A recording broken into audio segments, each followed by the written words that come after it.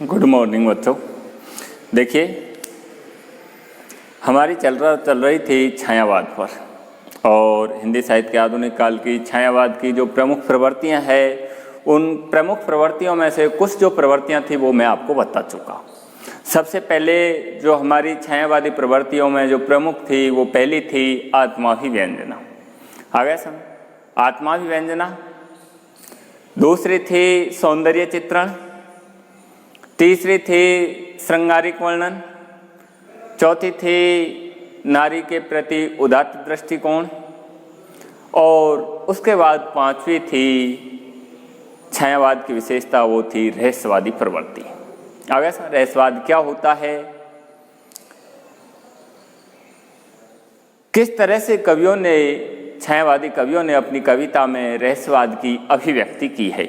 आपको बताया मैंने कि जयशंकर प्रसाद ने किस तरह से अपनी कविता में रहस्यवादी प्रवृत्ति को व्यक्त किया है, पंत ने किस तरह से किया है, निराला ने किस तरह से किया है, और महादेवी वर्मा, उसको तो रहस्यवाद की ही कवित्री के रूप में जाना जाता है।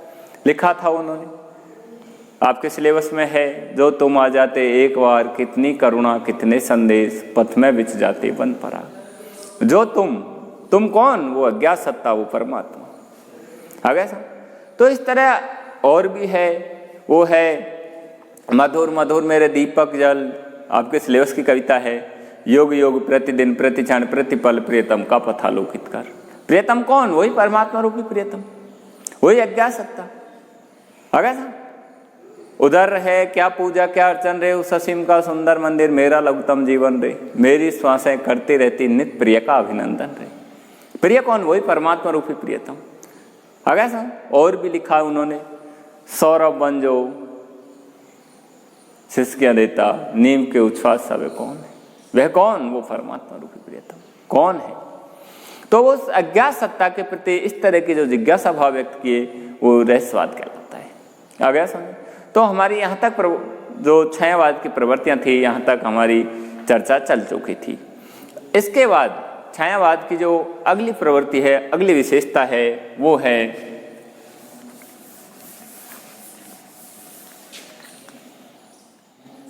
छठी, वो है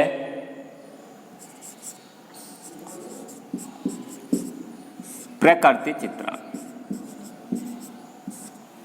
प्रकृति चित्रण आ गया ना? छायावादी काव्य की प्रमुख प्रवृत्तियां चल रही है।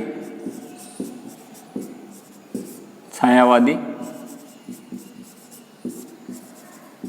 काव्य की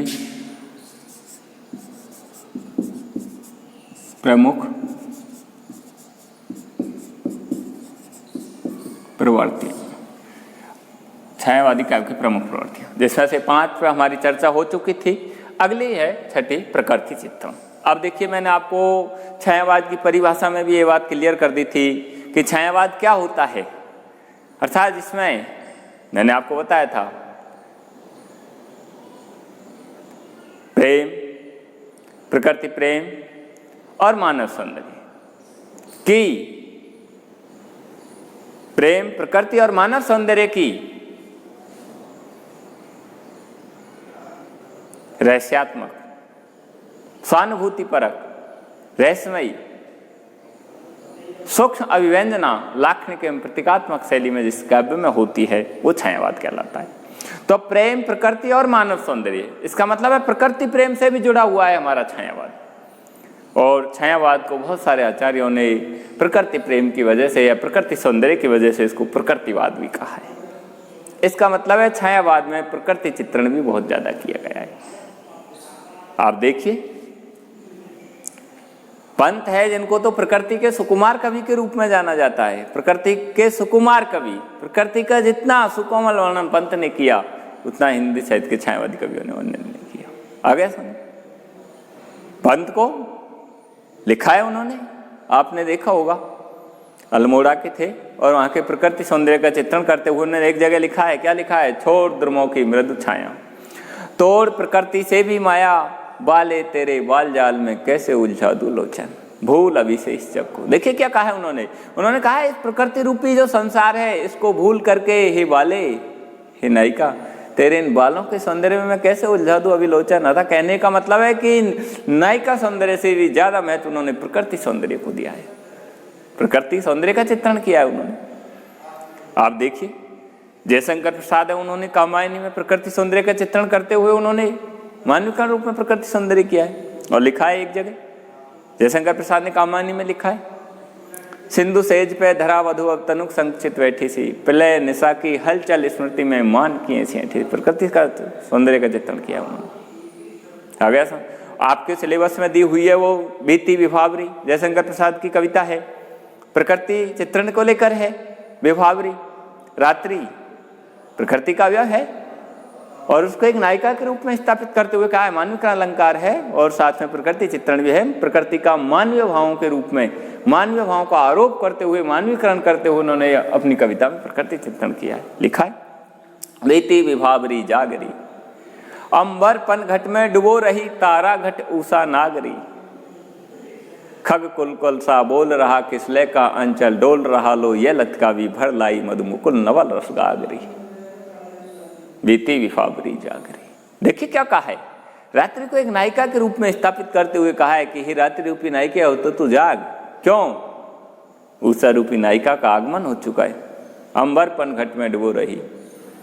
अगर रूपक अलंकार का प्रयोग करते हुए कहा है उन्होंने कि आकाश रूपी कुएं में डुबो रही है, तारा घट उषा नागरी, तारा रूपी घड़ों को उषा रूपी नायिका। आ गया समझ? तो प्रकृति का चित्रण किया है इन्होंने, प्रकृति का मानवीय भावों का मानवीकरण करते हुए। और इन्होंने इस तरह आपके वो है नौका विहार कविता है, नौका विहार कविता है, उसमें वहां गंगा को एक तनवंगी नायिका के रूप में कहा गया है। आ गया समझ? उधर उसकी है संध्या सुंदरी निराला की, संध्या को सुंदरी के रूप में कहा गया है, तो वहां भी प्रकृति चित्रण है। संध्या क्या है? प्रकृति का अवयव है और उसको एक सुंदरी नायिका के रूप में स्थापित करते हुए उसका भी प्रकृति सौंदर्य किया गया है। तो छायावादी कवियों ने प्रकृति को साथ लेकर चले, प्रकृति का मानवीय भाव, प्रकृति पर मानवीय भावों का आरोप करते हुए और उसका सौंदर्य किया है। तो प्रकृति चित्रण भी छायावादी कवियों की एक प्रमुख विशेषता रही है। इसके बाद छायावादी कवियों की अगली जो विशेषता है वो है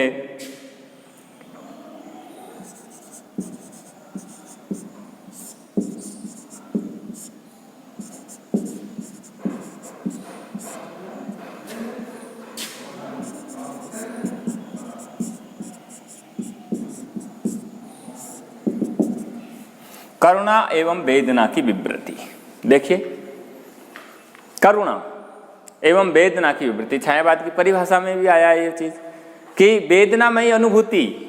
अगर समझे, अर्थात रहस्यवाद में लिखा है उन्होंने कि जिसकी रहस्यात्मक अनुभूति पर स्वानुभूतिमयी रहस्यात्मक सूक्ष्म वेदनामयी अनुभूति जिसके आप में होती है वो छायावाद कहलाता है। अगर तो वेदना की प्रधानता है इस छायावाद में।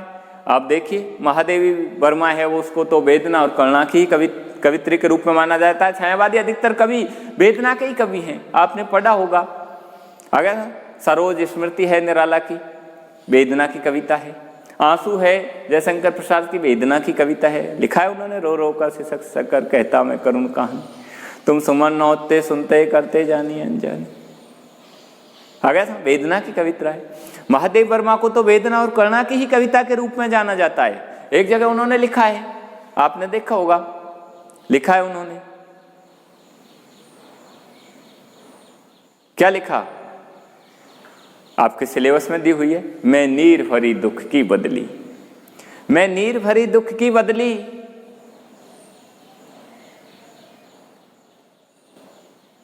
मैं नीर भरी दुख की बदली, उमड़ी कल थी मिट आज चली। नहीं, परिचय इतना इतिहास यही, उमड़ी कल थी मिट आज चली, मैं नीर भरी दुख की बदली। आ गया समझ? और भी लिखा है, आपने पढ़ा होगा, दुख ही जीवन की कथा रही, क्या कहूं आज जो नहीं कही। छायावादी कवियों ने कहा। आ गया समझ? उधर आपने पंत का देखा होगा, पंत ने भी लिखा है एक जगह, पंत ने अपने प्रिया को स्मरण करते हुए लिखा, वेदना को व्यक्त करते हुए कहा उन्होंने, क्या कहा, मूंद पलकों में प्रिया के ध्यान को, मूंद पलकों में प्रिया के ध्यान को, थाम ले अब हृदय इस आह्वान को, त्रिभुवन की भी तो श्री भर शक्ति नहीं, प्रेसी से सुन्न पावन स्थान को। अर्थात प्रियतमा से जो शून्य पवित्र स्थान हुआ है, उसको अगर तीनों लोगों की सुंदरता भी, सुंदर कोई वस्तु भी दे दी जाए तो वो भी उसकी पूर्ति नहीं कर सकती। इसलिए हे हृदय, अब इस वेदना को, इस करुणा को तू आह्वान कर ले, इसी को स्वीकार कर ले। तो इस तरह छायावादी कवियों ने अपनी कविता के माध्यम से करुणा एवं वेदना का विशेष रूप से वर्णन किया। विवृति का मतलब विशेष रूप से इसको बतलाया है, विशेष रूप से उसका वर्णन किया है। इस तरह छायावादी कवियों की जो अगली जो विशेषता है वो है